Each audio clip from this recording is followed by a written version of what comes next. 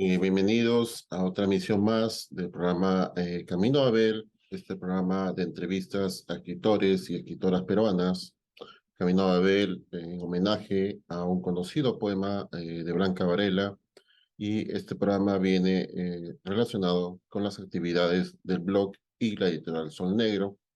Y en esta emisión vamos a tener como invitada a la poeta loretana Ana Varela Tafur. ¿Qué tal, Ana? ¿Cómo estás? Buenos días, Paul. Estoy muy bien y espero que tú también. Y bueno, contenta de participar en tu programa de entrevistas en homenaje a, un verso también y toda la poética de Blanca Varela. Ok, correcto, Ana. Antes de empezar la charla, que va a girar en torno a este reciente poemario de Ana Varela Tafur, que se llama Estancias de Emilia Tangoa, voy a leer una pequeña semblanza literaria. Ana Varela Tafur nació en Iquitos, Perú, 1963. Es poeta y docente, doctora en literatura latinoamericana por la Universidad de California, Davis. Pertenece al grupo Urcututu de Iquitos. Publicó los libros de poesía Lo que no veo en visiones, 1992, Voces desde la orilla, en el año 2000, Dama en el escenario, en el 2001, Estancias de Emilia Tangoa, en abril de 2022. Sus poemas fueron incluidos en las antologías En Tierras del Cóndor, del año 2014, Al norte de la cordillera, Antología de Voces Andinas en los Estados Unidos, en el 2016, Allí donde canta el viento, 2019, y Volteando el siglo, 25 poetas peruanos, en el 2020. Ha coeditado con Leopoldo Bernucci el libro Benjamín Saldaña Roca, Prensa y Denuncia en la Amazonía Gauchera, del año 2020. Y actualmente reside en California. Así que vamos a empezar en esta emisión hablando sobre este reciente poemario, Estancias de Emilia Tangoa, pero para llegar ahí vamos a hacer un recuento sobre la experiencia literaria de Ana Varela Tafur. Así que mi primera pregunta va a ser esta. Sabemos que perteneces y bueno, que ya tiene tiempo este grupo cultural, poético en la Amazonía, el grupo Orcututu. Quisiera que nos cuentes la experiencia de creación y de difusión literaria que emprendieron pues ya hace varias décadas. Sí, bueno, el grupo cultural Urcututu se gestó en los años 80.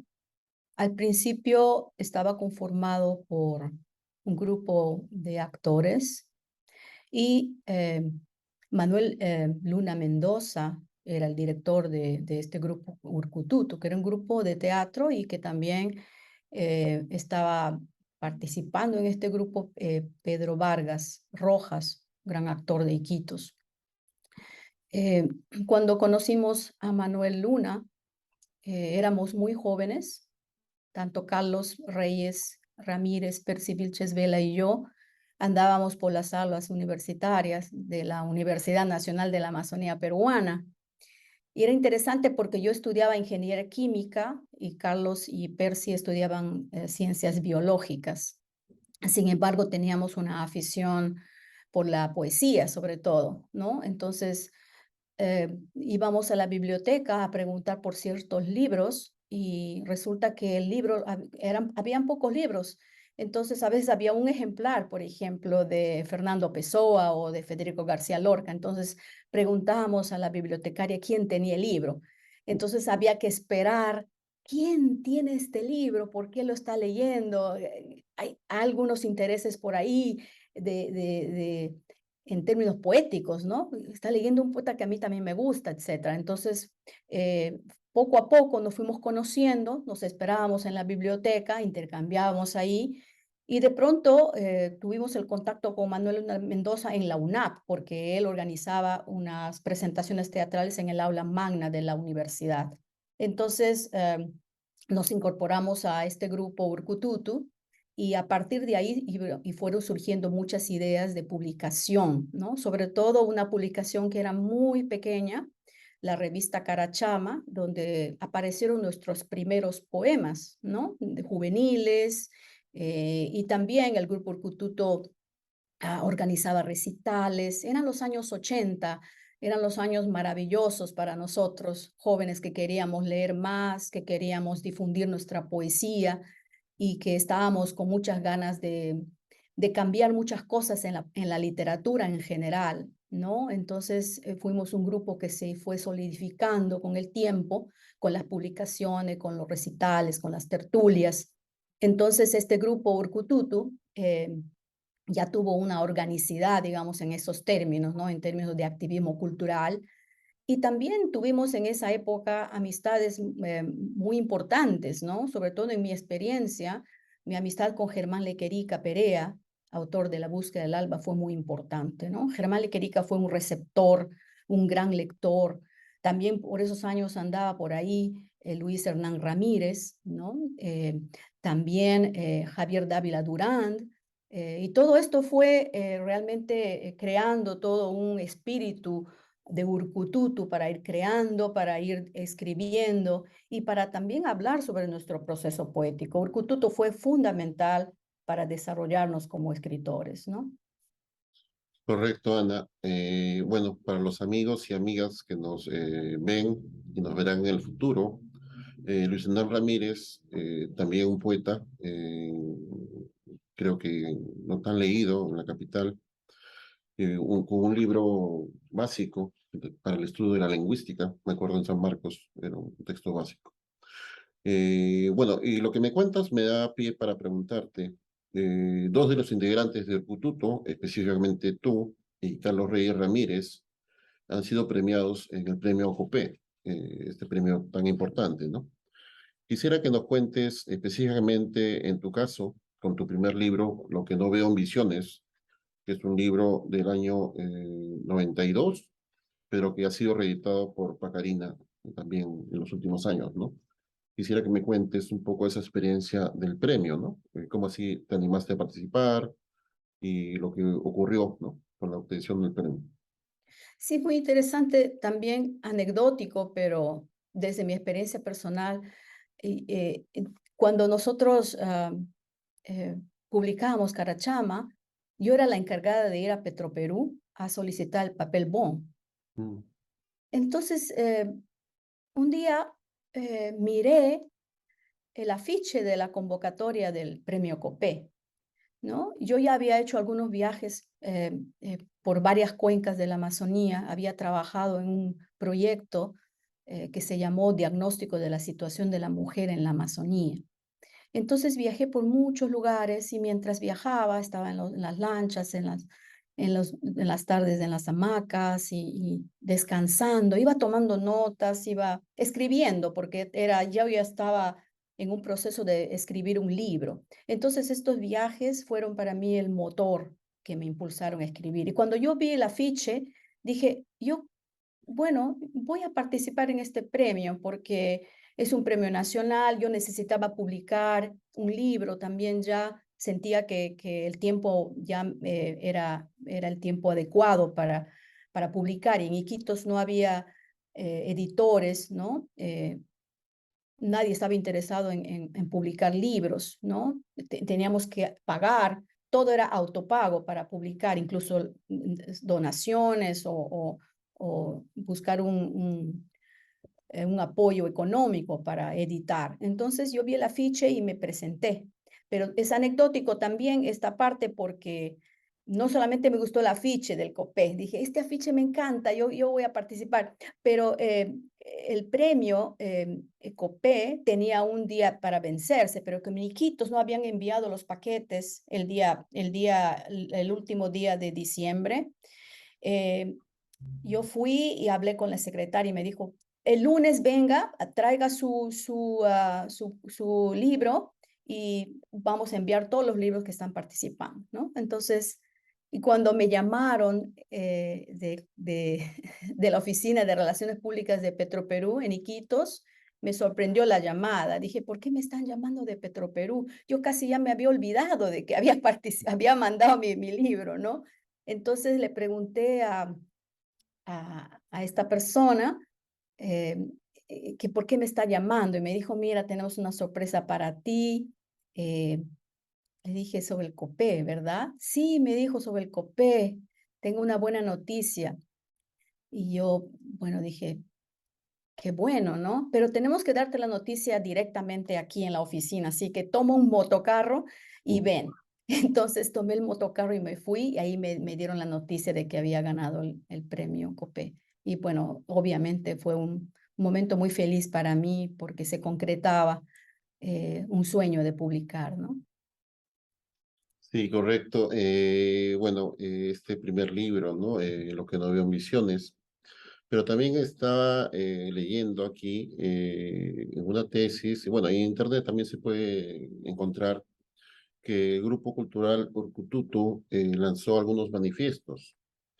Y en un manifiesto, a ver, déjame buscarlo, a ver si lo encuentro. Sí, es el manifiesto en octubre del 84. Es el primer manifiesto, ¿no? Del grupo. Y esta investigadora que se llama Ana Molina Campodónico menciona algunos puntos y uno de los puntos me llamó la atención. Y voy a buscarlo ahora mismo. Dice el punto número 4 aquí, en el resumen que ella hace. Dice, en la historia de la literatura masónica es extremadamente difícil, por no decir imposible, encontrar una obra que capte con profundidad el alma masónica.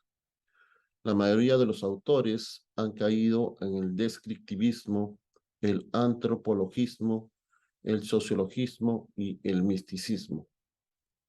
Bueno, es una visión acorde, yo supongo, a ese momento, ¿no? Que habían visiones exotizantes sobre la realidad masónica, ¿no? Y no la pervivencia de de los propios poetas, como en el caso de ustedes, ¿no? Y también sé de otro grupo, Bubinsana, ¿no? Que era, creo, más antes, pero que estaban dando nuevas realidades literarias y poéticas, formas de ver la realidad, ¿no? De otra forma, ¿no? ¿Qué podrías decirnos sobre eso, sobre ese punto, ¿no? De las representaciones exotizantes o antropologistas, como decía aquí en el manifiesto. Bueno, sí, era una evaluación de las publicaciones anteriores que se habían hecho, en la cual se mostraban ciertas imágenes que para nosotros no solamente eran exotizantes, sino que eran voces de afuera, ¿no? Eran discursos externos a la Amazonía. Entonces, nosotros pensamos que una propuesta literaria sería incorporar nuestras voces, incorporar eh, lo que nosotros pensábamos de la Amazonía, como un espacio, no solamente eh, verde y bello y prístino, sino que había una Amazonía que estaba ya empezando a sufrir los embates ambientales, ¿no? Los desastres. Y también estábamos pensando que la Amazonía ya merecía que tener sus propias voces, tener sus propios autores, sus propias formas poéticas nuevas, renovadas, eh, eh, y plantear una estética diferente también a partir de un lenguaje creado desde la diversidad de las lecturas que habíamos hecho. Porque cuando yo hablo de nosotros, estoy hablando de los ucututos, porque eran evaluaciones constantes, eran conversaciones, eran momentos en que nosotros estábamos siempre pensando que había que cambiar esta mirada, ¿no? Había que modificar esto, incorporar nuestras voces y que se nos escuche también a nosotros. Y la poesía era y sigue siendo un buen vehículo para que se escuchen nuestras propias voces, ¿no? Sí, y en ese contexto yo tengo una curiosidad, ¿no? El manifiesto del año 1984, eh, 3 años antes, el poeta César Calvo había publicado su libro Las tres mitades de Inomoxo. Entonces mi pregunta era un poco si para ustedes fue importante o no tuvo mucha importancia, cómo vieron esa obra, ¿no? en el sentido que también les recomiendo un video que está en YouTube, donde Percy Bysshe analiza Inmoxo, y él un poco critica la visión de Calvo. Bueno, es la opinión de él, ¿no? Dice que no tiene capacidad novelística de fabulación y como que le critica la representación de las visiones de la ayahuasca un poco, ¿no? Pero quisiera saber qué pensabas en ese, bueno, ahora y en ese momento específicamente que haya pasado tan poco tiempo de la publicación de ese libro, ¿no? Sí, es que esos años, como manifiestas tú, éramos muy jóvenes y el libro, la novela de Calvo no había llegado a Iquitos. Hay muchas cosas que no llegaron a la ciudad de Iquitos en esa época. Y no habíamos leído a César Calvo, ¿no? Es una novela importante en la Amazonía, buen inicio, una gran novela sin duda, con muchas aristas, ¿no? Con muchas eh, propuestas también estéticas. La primera parte del libro es realmente brillante, ¿no?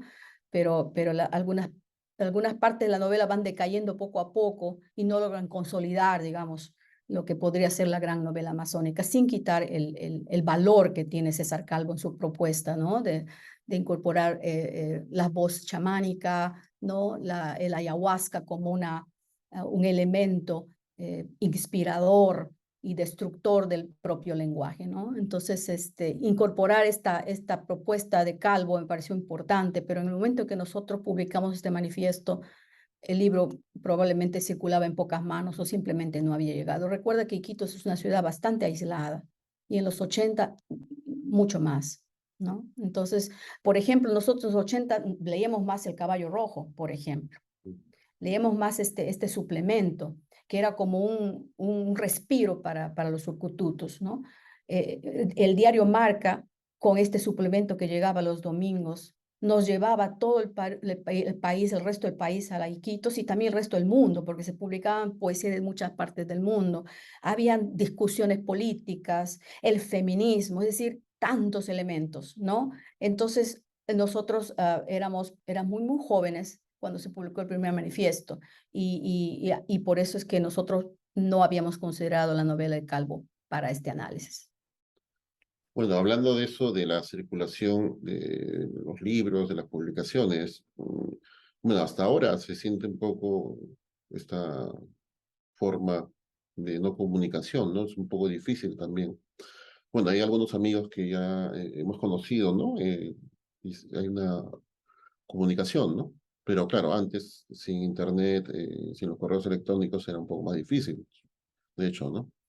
Y en ese sentido quería preguntarte, justamente por eso, ¿no? El análisis que ustedes hicieron de la literatura amazónica, ¿qué cosas podían rescatar o qué rescatas tú, ¿no? Como antecedentes de tu propuesta o no necesariamente de tu propuesta, sino autores predilectos para ti que te formaron de repente cuando estabas en la universidad, ¿no? Has mencionado a Lequerica, por ejemplo, seguro algunos otros autores más, ¿no? Quisiera que nos cuentes un poco sobre eso.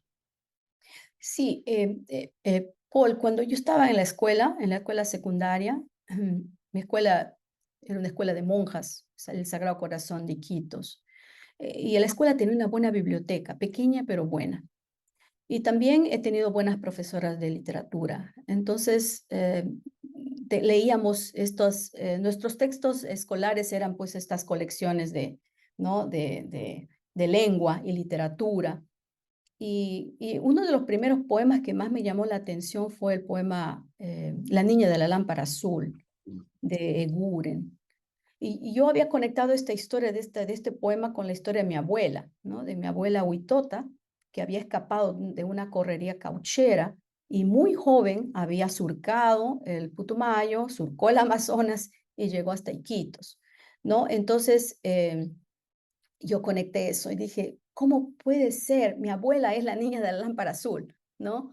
Es todo imaginación, obviamente, ¿no? Entonces, el simbolismo, o sea, algunos poemas de mis libros de esos años fueron importantes, ¿no? Sobre todo de Buren, luego obviamente Vallejo, que también me impresionó mucho. Eh, Después de este tiempo de la escuela, ya en la universidad, eh, con las conversaciones que tenía con Carlos y Percy, a mí me gustó mucho, por ejemplo, en esa época, Poeta en Nueva York, de Federico García Lorca, ¿no? Leí mucho en esa época a Fernando Pessoa, ¿no? A todos los heterónimos, no dejé ninguno de leer, me impresionó mucho Fernando Pessoa, y encontraba que Lisboa tenía, Iquitos tenía algo de Lisboa, algún espíritu, los conectaba de alguna manera, porque si Iquitos fue una ciudad que se formó, que muy rápidamente creció en la época del caucho, ¿no? Entonces, esa conexión con Manaus, con Brasil, yo pensaba que la poesía de Fernando Pessoa era una poesía que desplegaba tantas personalidades, ¿no? Y a mí me impresionaba eso. Luego también leí mucho a Ailson. Jorge Eduardo Ailson fue para mí un gran poeta en el momento de mi escritura. Y claro, el papel que cumplió el Instituto Nacional de Cultura en Quito en esa época fue muy importante, porque ellos llevaban esas antologías, las tenían en las bibliotecas o simplemente las vendían, habían ejemplares para vender. Entonces, este fue uno de los libros que más leí en los años 80, ¿no? Y algunos poemas sueltos de poetas mujeres, ¿no? Que también estaban circulando en el Caballo Rojo. Repito, no habían libros, entonces había que encontrar poetas sueltas por ahí, poesía suelta, ¿no? Que incorporaba lo que yo deseaba en mi escritura, mezclar elementos amazónicos también con una propuesta femenina, ¿no? Entonces, esos son los autores que leí. Y de Iquitos, bueno, Germán Lequerica fue una referencia importante, eh, Luis Hernán Ramírez, algunos poemas también, y las tertulias, sobre todo en la casa de Javier Dávila Durán, que fueron importantes para mí, ¿no? Y también para los surcututos. Fue en la casa de Javier Dávila Durán, en la calle Napo, en la bajada de la Plaza de Armas, donde conocimos precisamente a César Calvo años después, ¿no? Lo conocimos por primera vez y luego yo volví a encontrar a Calvo en Pucallpa cuando fui a trabajar ya a finales de los 80, ¿no? A finales, ya casi principios de los 90. Y ahí organizamos con Javier eventos también en Pucallpa, pero la poesía de Calvo también ya la empecé a leer en esa época, ya a finales de los 80, ¿no? Y bueno, ¿qué otros poetas? Después llegan poetas ya como Blanca Varela, Doris Moromisato después en los 90, Violeta Barrientos, que también una poeta muy importante para mí, eh, y también una antología que había publicado otra vez el Instituto Nacional de Cultura, esta muestra de poesía norteamericana, una edición de Jaime Urco. Habían poetas mujeres que me deslumbraron, ¿no? Como Diane Wakoski, por ejemplo, ¿no? O Silvia Plath, o A.I., es decir, poetas mujeres que ponían el cuerpo entero en la poesía. Y para mí eso fue importante, etcétera, porque hay tantos, Paul, hay tantos, pero eso yo creo que son los más importantes en ese momento. Sí, esa hermosa antología de la poesía norteamericana, ¿no? Compilada por Urco, pero traducida por varios, entre ellos, por ejemplo, Entre ellas Mariela Dreyfus, exactamente. ahora estaba recordando que mencionabas a Dávila Durán. Yo no sabía que Dávila Durán era el de Proceso Editores. Estaba leyendo aquí informaciones sobre tu trayectoria literaria y creo que Dávila Durán era el que dirigía Proceso Editores. Pero me llamó la atención un dato aquí. Bueno, es la Wikipedia, no sé si será correcto o no, de repente no. Dice que hay un libro compartido con Percy Vilches del año 91, Proceso Editores, El Sol Despedazado, Sí. pero que ya en tus libros no has incluido como parte de tu obra, ¿no? Y quería preguntarte por ese libro compartido, ¿no? ¿Qué ha pasado con ese libro? ¿O ya no lo sientes tan propio como en ese momento? ¿O no sé qué pasó? No, sí, sí, lo siento mío. En realidad habrá sido un olvido innecesario, un olvido sin voluntad, involuntario. Este fue el primer libro que publicamos Percy y yo juntos, pero los poemas de este libro ya aparecen en Lo que no ven visiones, ¿no? Entonces, eran como los primeros pininos para ir gestando el libro Lo que no veo en visiones. Y este libro se publicó precisamente con Proceso Editores, porque en esa época yo estaba viviendo en la casa de Javier Dávila y estábamos preparando un número especial de la revista Proceso, porque yo dirigí también por alguna temporada el suplemento cultural de la revista Proceso, Bubinsana. Mm. Entonces yo estuve ahí organizando materiales, incluso organicé la primera antología de la poesía pucallpina que se publicó en Bubinsana, ¿no? Y Calvo estaba ahí, y Percy, y todo fue un momento de, a ver, tenemos que ya organizar algo, vamos a publicar un poema de ustedes y lo vamos a llamar El Sol Despedazado. Percy y yo acordamos de poner este nombre porque el sol y todo eso, las imágenes que pueden involucrar detrás de este nombre, ¿no? Entonces, sí, es un libro que yo lo tengo, bueno, además con Percy Bysshe, es un gran poeta, le tengo mucho cariño, y sí, en algunas biografías mías aparece también como un libro compartido de autoría. Ahora quería preguntarte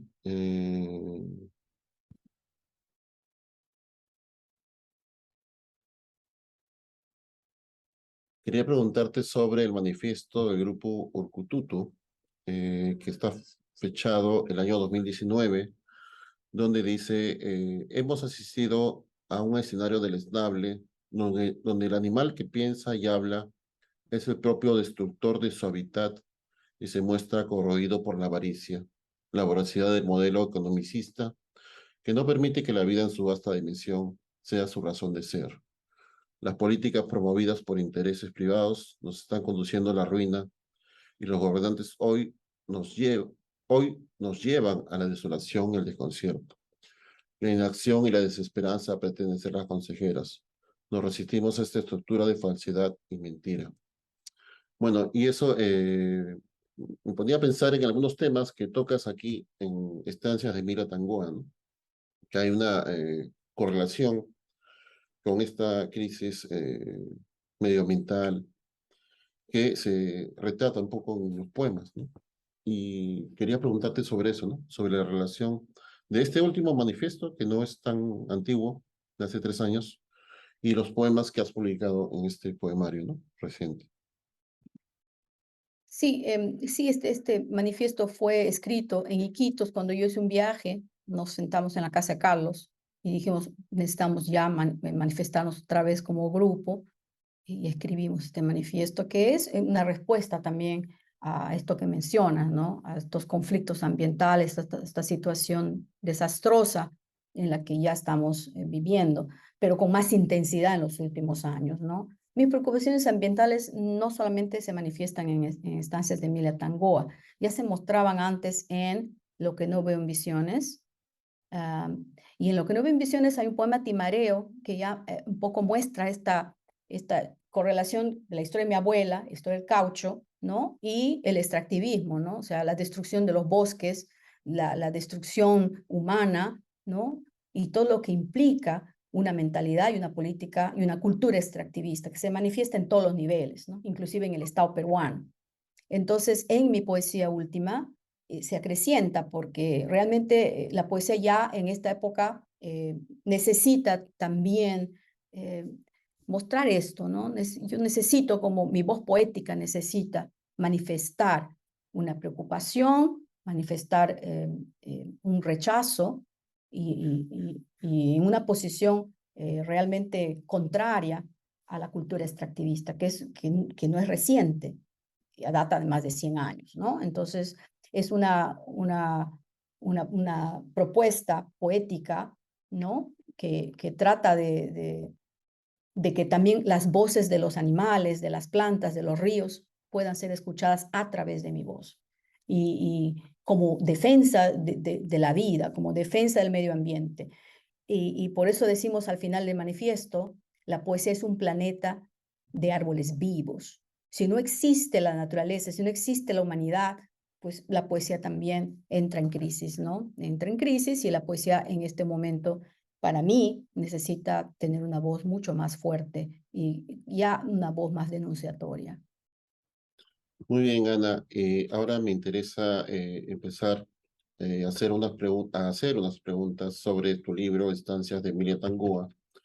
y específicamente el primer poema, Sabiduría, y no solo ese poema, sino otro más. Bueno, pero en este caso, Sabiduría acaba con el verso: el tiempo es asunto de la lluvia, dice mi madre. Y quería preguntarte sobre esto, ¿no? Porque también el poema sobre la abuela, es decir que hay una transmisión de un conocimiento, en este caso, desde la familia hacia la propia poeta. Es decir, que la fuente de la poesía no solo son los libros, sino también es la sabiduría, como se llama el poema, la sabiduría que puede dar una madre o una abuela, ¿no? Entonces quería preguntarte un poco sobre esa presencia en los poemas, ¿no? Sí, la presencia de mi madre fue importante, Paul, desde que yo era muy niña. Mi padre cuando murió, yo tenía 12 años, estaba en primero de secundaria. Y mi mamá, por cuestiones económicas, se fue a trabajar en el río Italia, en un pueblo que se llama Puerto Alegría. Y ella me dio un cuaderno, me regaló un cuaderno. Fuimos a comprar el cuadernito, yo lo forré, y ella me dijo: aquí en este cuaderno, tú vas a escribir todo lo que ves, todo lo que, porque no voy a estar aquí para hablar contigo. Es el cuaderno donde tú vas a entrar en conversación con contigo misma, con tus propias palabras. Entonces yo iba incorporando algunas cosas que mi madre me decía, ¿no? Que en mis conversaciones, ¿no? Y poco a poco me di cuenta que el diario ya no era un diario, era casi un mini poemario, que lamentablemente se perdió. Eh, lamentablemente este cuaderno se perdió y después llegaron otros cuadernos más. Entonces, la presencia de mi madre en mi poesía fue importante como impulso, como una animadora, como alguien que celebraba mi poesía. Cuando ella llegaba de Puerto Alegría, me decía: ¿qué has escrito? Al principio le escribía algunas cosas, le leía algunas cosas que yo escribía de lo que había visto, de la calle, de lo que me pasaba, y después me daba cuenta que yo estaba ya leyendo poesía a ella, y ella me escuchaba muy atentamente, ¿no? Entonces, y claro, y siempre me decía mi madre, como una filósofa amazónica: el tiempo es asunto de la lluvia, hija, va a pasar, espera, después vas a salir, el río va a crecer o el río va a bajar. Entonces, y mi abuela también, porque la historia de mi abuela circulaba en la familia, ¿no? Esta historia que impresionaba, era, parecía increíble, un acto épico de cómo hizo la abuela para llegar hasta acá. Porque para nosotros, para mí, el Putumayo, cuando yo tenía 12 años o 13, era tan distante eh, como Estambul, ¿no? La niña de la lámpara azul. Todo era súper, súper distante. Decía: pero ¿cómo llegó a ella aquí? Entonces, esta historia me marcó, ¿no? Y por eso estas voces femeninas, y hay varias, ¿no? Están aquí digamos, voces vivas, ¿no? Que resurgen y se retroalimentan en la poesía.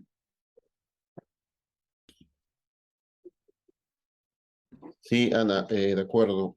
Y en algunos otros poemas, y también acorde con el manifiesto de Urcututu del año 2019, está el tema de la deforestación. Y hay un poema que me llamó poderosamente la atención, que se llama Desvíos, está en la página 23. Dice: la última estancia: de la promesa de un futuro brillante hablan y depredan las riberas de los afluentes, con puentes artificiales y carreteras populistas, y anuncian progreso y anuncian barbarie. Y me interesaba mucho ese tema porque, bueno, con todos los acontecimientos recientes y no tan recientes que han ocurrido, de algunos pensadores que opinan, que sostienen que nuestras comunidades amazónicas deben dejar un pensamiento arcaico, un pensamiento mágico, o como quieran llamarle, para entrar a una modernidad capitalista, y olvidar todas sus costumbres y creencias para entrar pues al verdadero mundo, entre comillas, ¿no? Y aquí un poco que le das la vuelta, ¿no? Porque, claro, esta idea del progreso como estructuras o como estructuras de cemento que podemos ver también aquí en Lima, ¿no? O o donde tú vives, no es en realidad una verdadera vida, ¿no? No es un verdadero progreso, ¿no? En verdad es la barbarie, como tú estás postulando aquí, ¿no? ¿Qué nos puedes contar sobre eso, ¿no? Sobre el tema de la deforestación y de las luchas políticas. Sí, la Amazonía, como sabemos, es tal vez el espacio más biodiverso del planeta. Es un ecosistema gigantesco. Involucra a más de 8 países, si no me equivoco, 9 países. Entonces, cualquier cambio en el ecosistema amazónico va a producir y está produciendo cambios que son dramáticos, cambios desastrosos, tanto en las personas, en los seres que habitan, animales, plantas, los ríos, que también tienen madres. Entonces, si queremos imponer un progreso, entre comillas, eso ya fracasó. Ha fracasado en la época del caucho. Han fracasado los trenes en Brasil. Las carreteras están arrasando todo. ¿En beneficio de qué? De un cierto boom económico que al final va a destrozar vidas, comunidades, cosmogonías, cosmologías, pensamientos del mundo. Porque estos ríos, por ejemplo, en la Amazonía, tienen vida propia. Los cuerpos de agua tienen espíritus, comparten, cultura, las personas comparten su vida en los ríos. Entonces, cualquier cambio en los bosques también, o sea, estamos hablando de destruir un ecosistema por una falsa apariencia de progreso o de desarrollo o modernidad que en la Amazonía realmente no va a funcionar. Tiene que haber un diálogo y tiene que respetarse el medio ambiente, porque si no se respeta el medio ambiente, habremos desaparecido como región y el futuro no se muestra realmente prometedor como se anuncia. Entonces, este binomio civilización-barbarie o progreso y barbarie están ahí, son dos monedas o sea, son dos caras de una misma moneda, son el cara y sello. Entonces, no se puede anunciar el progreso con una carretera si vamos a atropellar, vamos a destrozar, vamos a actuar como bárbaros con la naturaleza. Entonces hay que cuidarla, hay que vigilarla. Y esos conocimientos que tienen los pueblos indígenas, los pueblos mestizos en la Amazonía, hay que respetarlos. Son conocimientos que han producido una armonía, un cierto equilibrio ambiental, ¿no? Entonces, si queremos imponer una hidrovía sin consultar a las poblaciones que viven de los ríos, que viven de las cochas, que viven de los lagos amazónicos, estaremos como ciudadanos, como sociedad, estaremos no solamente imponiendo y actuando bárbaramente, sino estaremos fracasando como propuesta política, como propuesta económica y con un discurso que siempre viene de afuera y que se pretende imponer como lo, lo, lo sabio, lo racional, frente a los conocimientos indígenas que han producido no solamente eh, productos culturales, ¿no? Sino que también es parte de la vida. Y la vida no se puede destruir para imponer una carretera desde Lima, por ejemplo, por así decir. Y los bosques, obviamente, están siendo destruidos, avasallados, están siendo cortadas las maderas, los madereros ilegales están en todas partes en la Amazonía y parece que no hay freno. Entonces, las pocas medidas que se están realizando no son suficientes. Y un dato muy importante, por ejemplo, que yo necesito mencionar aquí es que la mayoría de conflictos sociales en el Perú se deben a conflictos ambientales. Hay una razón ambiental detrás de los conflictos sociales en el Perú. Y ese es un dato que hay que tener en cuenta, no solamente en la Amazonía, pero también en la sierra y también en la costa del Perú. Sí, correcto. Y eso lo vemos en casi toda América Latina, ¿no? Desde México. Exactamente. O sea, no estamos aislados, es una cuestión global. Y me hacías recordar lo que estás ahora pensando, que una vez yo cuidé la edición de un libro muy hermoso sobre el Capac Ñan que realizaron unos caminantes, unos investigadores franceses, que hicieron todo el camino a pie, ¿no? Demoraron creo 3 meses y ellos iban tomando fotos y escribiendo sobre el camino.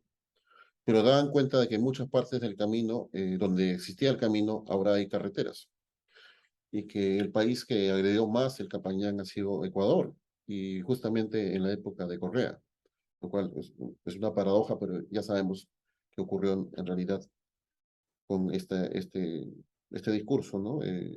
Que aparentemente era de conservación de la Pachamama, etcétera, pero que en realidad no se dio pues a iniciativas activistas, etcétera, ¿no?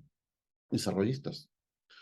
Y ahora quisiera preguntarte sobre este personaje Emilia Tangoa, ¿no? Y específicamente sobre el poema que se llama A ti, Emilia Tangoa, donde en la parte final dices, a ti te digo, en la vastedad de la floresta, que no es avatar, o que no es avatar, ni el dorado, ni paraíso, ni infierno, ni espacio vacío, ni tierra prometida, ¿no? Bueno, refiriéndose a la Amazonía, ¿no? Y los últimos versos son, a ti te nombro, Emira Tangoa, como un sol ardiendo sobre un planeta de árboles vivos. Bueno, y me interesó este poema en dos sentidos, son los dos sentidos que quería expresar con estos versos. Eh, por un lado, esta visión estereotipada de lo masónico, ¿no? Entonces, en primera instancia sería preguntarte sobre cuál es tu visión más bien de la Amazonía, siendo tú una persona que ha nacido ahí, porque, claro, aquí están todos los relatos, pues, colonizadores, ¿no? Del Dorado, del Infierno Verde, etcétera, etcétera, ¿no? Y por el otro lado, la segunda parte de la pregunta es esta función mítica de una Mira Tangoa, que me parece una especie de chamana, ¿no? Entonces quisiera que me desarrolles el poema en esas dos inquietudes, por favor. Sí, tienes razón al decir que todas estas construcciones, estas metáforas, digamos, de alguna forma, ¿no? Todas estas metáforas, en realidad, como dice Pedro Maligo, cuando habla de la Amazonía brasileña, él dice que la Amazonía ha sido vista como una metáfora de deseos, ¿no? O sea, de poseer, de tomarlo, ¿no? Como si fuera tuyo, ¿no? Y luego contrastando, claro, como es un espacio vacío, ¿no? Ya Humboldt hablaba de espacio vacío, no consideraba a los indígenas como presencia en los lugares donde iba. Entonces, para mí la Amazonía, Paul, es el lugar donde yo he nacido en primer lugar. Es una región a la que yo amo. He viajado mucho por la Amazonía. Y yo sé que la destrucción está cercando muchos lugares, está cercando las cochas, está cercando los ríos, está cercando los bosques, los humedales, los bajiales, ¿no? Entonces, está avanzando la política de la destrucción, ¿no? Esta visión antropocénica. Y para mí hay que proteger la Amazonía, pero no protegerla como si fuéramos ajenos a ella, sino porque es nuestra, ¿no? La Amazonía para mí es un territorio que está allí y que debería ser no solamente considerada como un espacio nuestro, sino como un espacio más grande, es un espacio transnacional la Amazonía. Lo que pasa en la Amazonía del Perú puede repetirse o se está repitiendo, como mencionaste, en el Ecuador o en Brasil o en Colombia o en Bolivia. Entonces, este espacio, esta geografía, esta humanidad, este espacio vital debe mantenerse respetando los saberes. Para mí es eso, un espacio en el cual los saberes tienen que respetarse, no está vacío, en primer lugar, y los habitantes que están ahí, que siguen ahí, deben tener un respeto, no solamente de las personas hacia los recursos, sino los entes que estamos dirigiendo el país deben entender que esa región necesita ser escuchada, que hay voces que tienen que hablar de igual a igual y que para mí eso es necesario. Y si no, es que no va a ser posible sostener ni sustentar una propuesta de subsistencia de la Amazonía y de lo que hay en ella, de todos sus habitantes, por una parte. Y la otra, la pregunta de Emilia Tangoa. Emilia Tangoa fue mi seudónimo cuando yo concursé en el premio COPE, ¿no? Entonces, esta voz poética persistió en mí por muchos años, ¿no? Y hasta ahora yo creo que la sigo escuchando. Es una voz que incorpora, yo creo que son voces colectivas, ¿no?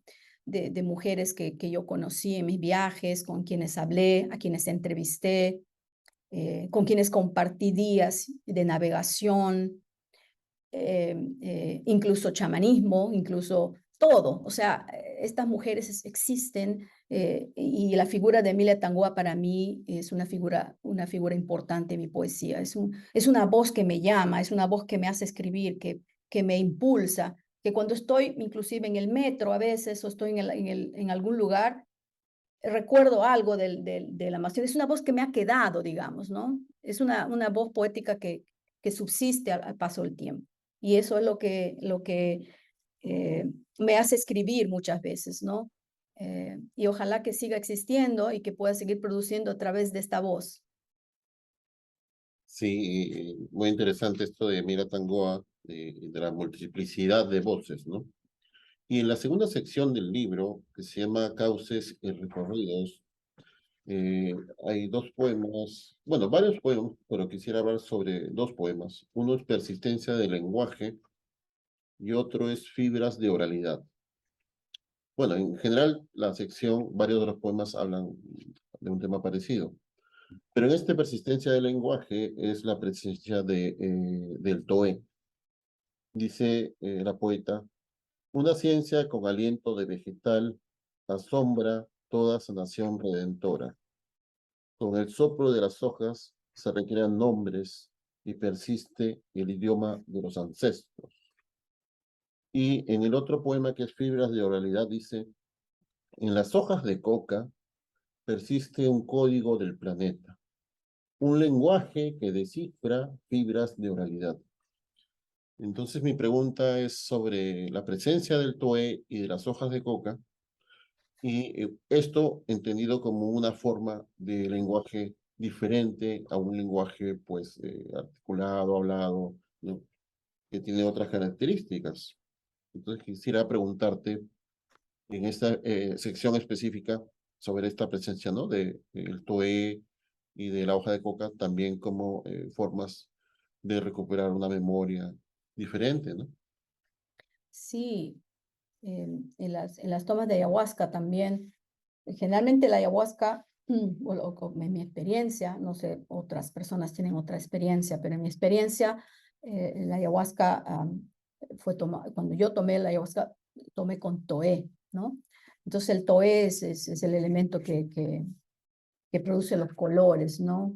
Y también a través del color también podemos descifrar cosas, podemos decir lo que estamos mirando y hablar. O sea, es un hecho que se produce en el momento digamos, de la toma, ¿no? Del viaje. Y para mí, el toé es una planta muy importante para preservar el conocimiento y es la oralidad, la forma del lenguaje en ese momento, el lenguaje oral que funciona con mucha dinámica, ¿no? Con mucha reflexión y comunicación en el momento que se está produciendo una conversación conmigo misma, en mi caso, ¿no? El TOE me produjo muchas imágenes, ¿no? Imágenes irrepetibles, ¿no? Que no se han producido nunca sin la toma de ayahuasca. Y claro, y la coca también, ¿no? En muchas malocas se mambea la coca, digamos, ¿no? Y a partir de eso surgen las conversaciones, se transmiten conocimientos, se cuentan las noticias de los pueblos, se manifiestan las preocupaciones por lo que está pasando en los ríos. Es decir, estos dos elementos vegetales se convierten en formas de transmitir la oralidad. Entonces, por eso es que yo hablo en estos poemas de estos dos vegetales, digamos, las plantas con espíritu, si lo podríamos decir, ¿no? Como si estarían impulsando, ¿no? La palabra y la poesía. Sí, ahora que mencionaste los colores, estaba recordando toda esta discusión sobre si el quipu es una forma de escritura o no es una forma de escritura. Pero claro, es que los quipus, entendidos sobre lo que tú hablas, ¿no? Cómo un color puede transmitir sensaciones y pensamientos y formas de ver, ¿no? Y también la textura, ¿no? Bueno, y la estructura también, ¿no? Muy interesante porque no es solo de el lenguaje, ¿no? El lenguaje, pues, en castellano, inglés, francés, no sé. Y bueno, ya habías adelantado un poco este poema, pero quisiera que nos cuentes sobre este poema que es Con la soga se cuentan historias, ¿no? Bueno, la soga de los muertos, ¿no? La ayahuasca. Es un poema sobre tu abuela Ana Lozano, ¿no? Eh, y bueno, es el poema sobre lo que tú dijiste un poco, ¿no? De la huida, de la supervivencia, ¿no? Sí, este poema está dedicado a mi abuela Ana y su historia un poco, ¿no? También producto de la oralidad. Si no hubiera sido la oralidad, no habría existido este poema también, ¿no? Entonces, el ayahuasca se convierte también en esto, ¿no? En una forma de transmisión de historias, de persistencia de la memoria, las experiencias vividas, las historias personales, familiares y comunales y nacionales, ¿no? Etcétera, ¿no? Entonces así vamos escribiendo, en este caso, en mi caso, voy escribiendo sobre este elemento de la ayahuasca como necesaria para seguir persistiendo en la historia, con la historia, ¿no? La historia se ha contado también a través de la ayahuasca, ¿no? La historia de la Amazonía. O sea, hay que ponerle a la ayahuasca en su lugar correspondiente. No como un objeto turístico, como una forma de ganar dinero, sino como una forma importante de conexión con el medio ambiente, de conexión con las personas y también de permanencia como comunidad alrededor de una toma de ayahuasca en comunión, en existencia compartida con el chamán, porque tiene que haber una relación mutua entre la persona que toma y la persona que guía, ¿no? Entonces la ayahuasca ahí para mí fue como decirme a mí misma, esta es la historia de mi abuela que yo comparto, ¿no? Yo soy parte de esa historia. Sí, y bueno, y esa historia personal, por ejemplo, en la tercera sección que se titula Varaderos, el primer poema que abre esa sección es El mar antes del infierno. Y le encuentro una forma, una estructura, una relación con los relatos de fundación, ¿no? Los relatos míticos, ¿no? Eh, entonces, por ejemplo, dice aquí, ¿no? Era un mar interior la Amazonía y tan frágil bosque ahora, tan irreconocible cuerpo que en algunas novelas y películas es un espacio no domesticado, confundido con un infierno, ¿no? Bueno, pero adelante también habías dicho otros versos más. Quería preguntarte sobre esto, ¿no? La inserción como de lo mítico, de historias, de relatos fundacionales, cómo se crea un espacio, en este caso la Amazonía, cómo se crea la Amazonía, contado de una manera mítica, ¿no? ¿Cómo fue tu idea para tratar esto de manera mítica en el poema, ¿no? Sí, este poema, bueno, claro, si nos remontamos a los miles o tal vez millones de años en que había una masa de agua impresionante en el planeta, en nuestro planeta, pues era un mar la Amazonía, ¿no? Un mar, o sea, había un mar.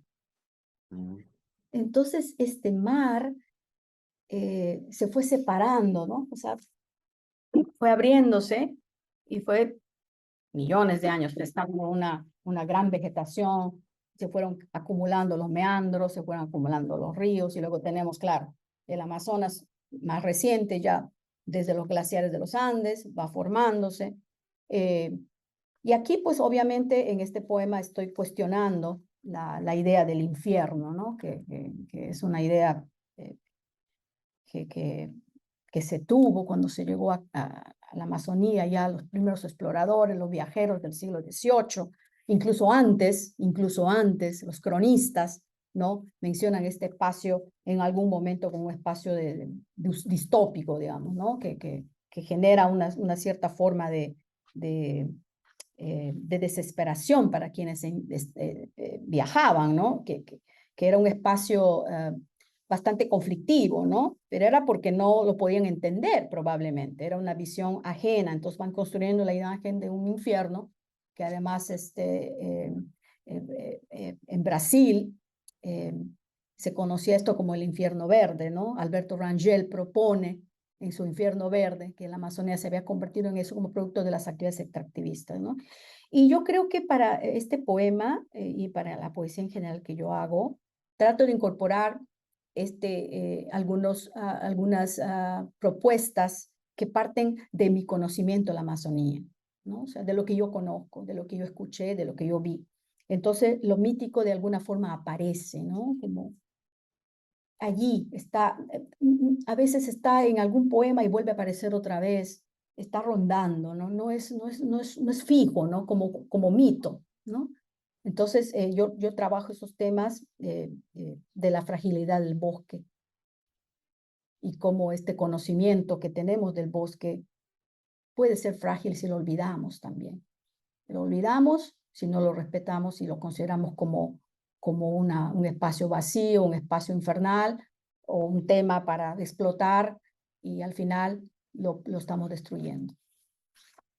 Sí, correcto. Este tema del infierno verde, por ejemplo, para los amigos y amigas que nos ven, si les interesa leer, pues una novela clásica del siglo XX que trata el tema justamente del infierno verde, es La Vorágine. Y, por ejemplo, si nosotros le comparamos esa novela con Macunaíma, una novela de Mário de Andrade, de Brasil, ya Mário de Andrade se desmarca de esta idea del infierno verde, ¿no? Muy interesante leer las dos novelas en comparación, ¿no? Cómo la representación novelística puede cambiar tanto, ¿no? Y hablando de cambiar tanto, hay un poema que me gustó mucho y que trata un poco este tema, ¿no? Que se llama Amazonas.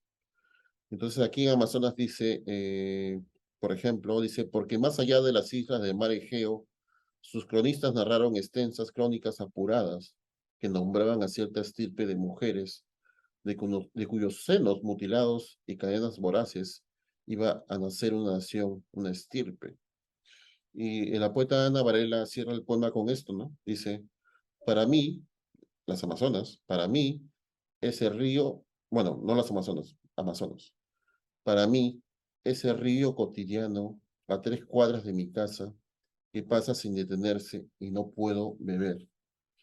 Bueno, y esta crítica, ¿no? A estas otras personas foráneas que han visto la Amazonía desde estos relatos extraños, ¿no? Exóticos, de, por ejemplo, de las Amazonas o del Dorado.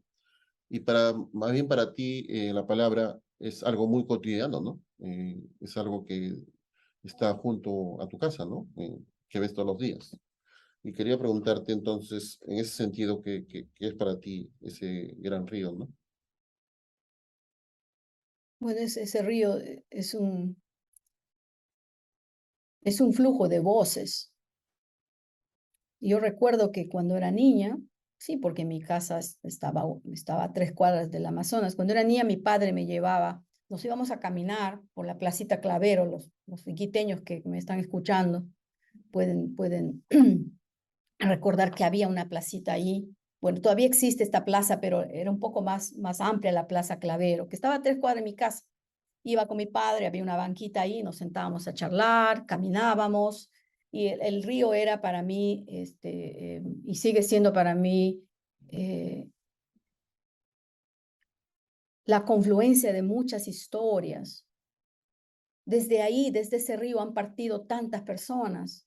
Y el río Amazonas no va hacia Lima, el río Amazonas va hacia el Atlántico, el río Amazonas va hacia Brasil, el río naturalmente nos lleva hacia otros ámbitos, ¿no? Entonces, para mí estaba más cerca este río que la capital del Perú, por ejemplo, ¿no? Entonces, el río se manifiesta para mí como como un espacio de navegación de mi imaginación, básicamente. Porque no hubiera sido posible en mi poesía, yo creo, sin haber contemplado el río tantas veces, sin haber viajado en este río tantas veces. Y está lleno de historias, está lleno de percances, está lleno de ahogados, está lleno de delfines todavía.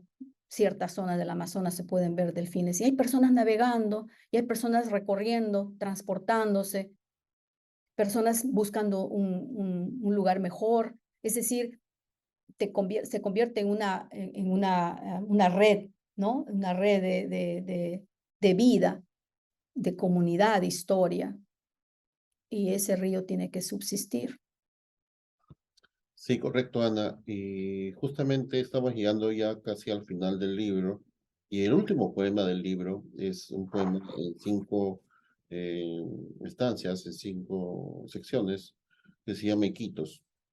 Y en la tercera dice unos versos, menciona las denuncias de un irlandés en su libro azul, Roger Casement.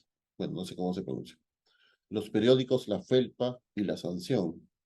La tinta roja de Benjamín Saldaña Roca.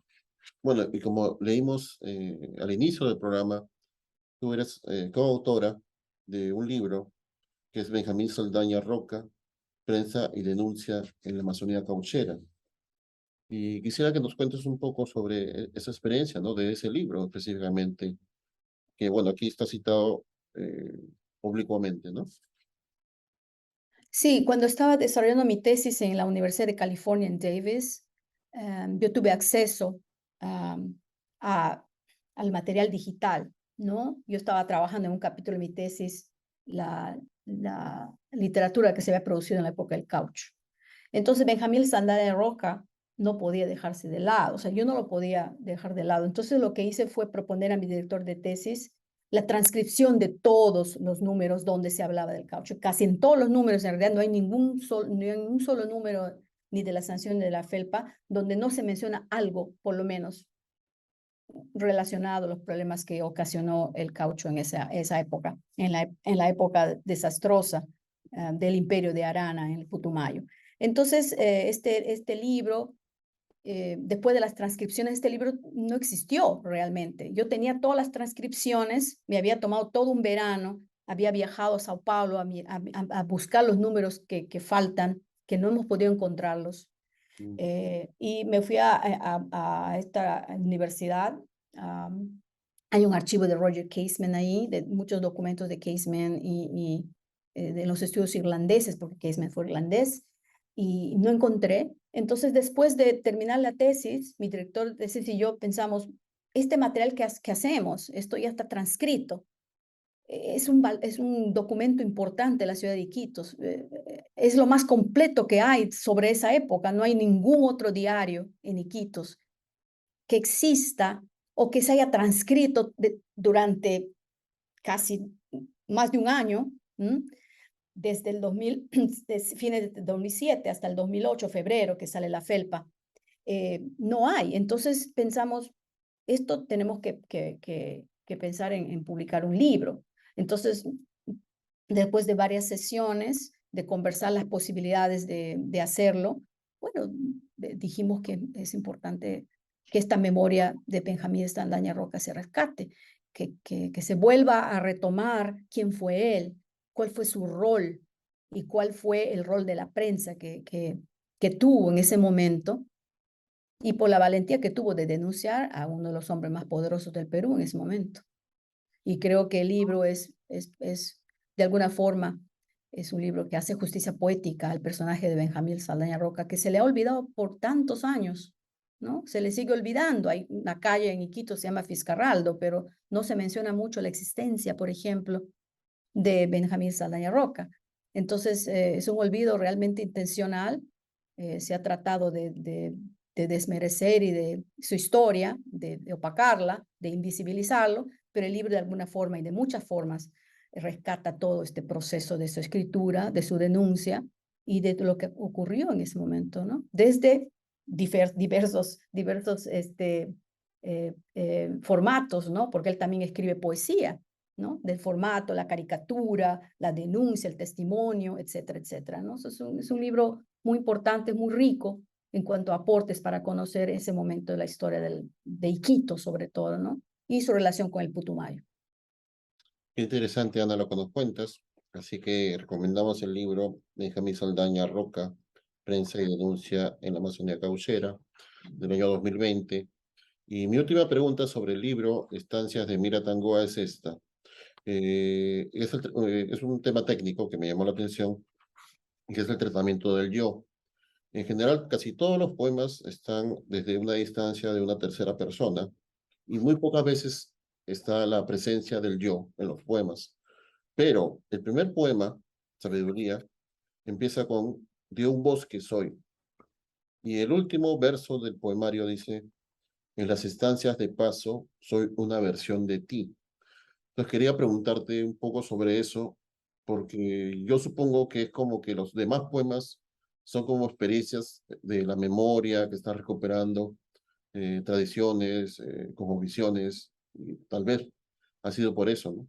¿Por qué no es tanto una poesía del yo, ¿no? Esa es mi pregunta.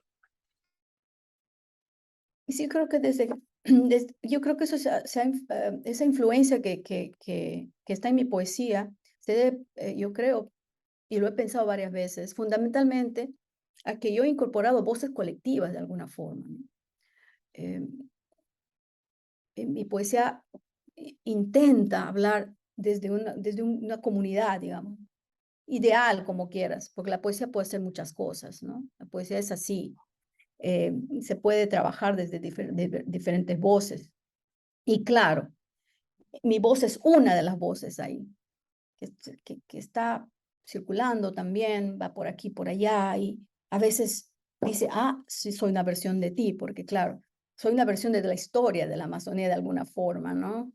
Mi abuela, mi madre que tuvo que trabajar en una comunidad, mis parientes, ¿no? Mis parientes que desaparecieron, lo que yo he visto, lo que yo he experimentado, mi relación profunda que todavía tengo con la Amazonía, aun cuando vivo fuera de ella, ¿no? Entonces esas voces han persistido, entonces de allí yo creo que es fundamentalmente por eso, ¿no? Porque he pensado siempre en colectivo cuando he viajado, nunca he pensado sola por mí misma, sino ¿qué estoy mirando? Me estoy incorporando a esta historia, pero todo eso yo soy parte de esta historia, ¿no?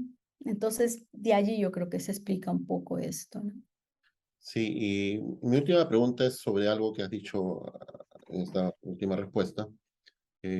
Sabemos que tú viajaste al extranjero, viviste en el extranjero mucho tiempo, pero es una curiosidad más que nada si has logrado escribir poemas ambientados en otro espacio, como por ejemplo la ciudad de California, porque en general los poemas que he podido leer de este libro y los anteriores son específicamente de la Amazonía, ¿no? Sí, estoy escribiendo ahora un libro que incorpora estas experiencias de viaje aquí en California, ¿no? En Estados Unidos. Ah, y es otra voz, definitivamente, ¿no? Pero sin abandonar esta idea de que no estamos aislados, ¿no? Estados Unidos está conectado con todo el extractivismo de la Amazonía, así que el chocolate acá es el chocolate de quién, ¿no? ¿Realmente el free trade es verdad? O sea, Mm. no, hay una explotación de una mano de obra barata, entonces los chocolates salen fuera al extranjero, pero ¿a quién se le está pagando el precio justo? No es a los que producen las semillas de cacao, sino los que están recibiendo las ganancias están fuera del país. Entonces, un poco eso estoy siempre mirando qué cosas hay aquí, cómo se percibe la Amazonía. Fíjate que Amazon es una gran tienda donde está el mundo entero, prácticamente allí, ¿no? Esa visión de la Amazonía como un espacio donde está todo, donde está todo. Y esa es una persistencia de un discurso externo a la Amazonía, ¿no? Ana, ya hemos sobrepasado la hora y te agradezco mucho por tu tiempo. Y bueno, hubo problemas antes, 2 veces para hacer la entrevista y la tercera fue la vencida. Así que Sí. te dejo con las últimas palabras para los amigos y amigas. Bueno, Agradezco este momento, Paul, muy interesante. Me has hecho recordar cosas del libro y todos los pasajes de mi escritura y el proceso mismo de concebir los poemas.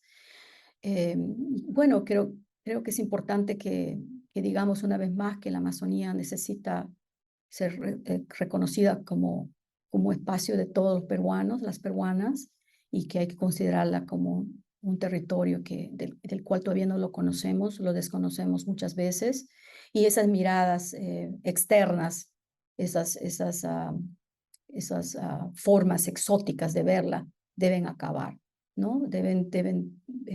Hay que mirar esta región con el mismo respeto que miramos a cualquier región del país, y también que debemos conservar los conocimientos que hay allí, respetarlos, mirarlos, escucharlos y dialogar con esta gran región. Y escuchar sobre todo lo que necesita esta región para quedar como lo que es, un ecosistema profundamente arraigado a la vida y profundamente arraigado al agua. Y el Amazonas allí es el gran río de voces para todos nosotros. Muchas gracias, Paul. Muchas gracias, Ana. Y esta semana, a pesar que ha sido muy ajetreada, hemos tenido la oportunidad de conocer, de aprender, por ejemplo, del poeta puneño Luis Pacho, del poeta peruano Henry Martín Córdoba, hoy día de la poeta loretana Ana Varela.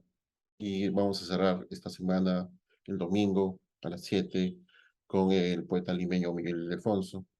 Así que estamos muy contentos de poder estar con ustedes y por esta noche les decimos muchas gracias y les mandamos un gran abrazo y hasta el siguiente programa de Camino a Babel. Muchas gracias, Ana. Muchas gracias a Camino Babel.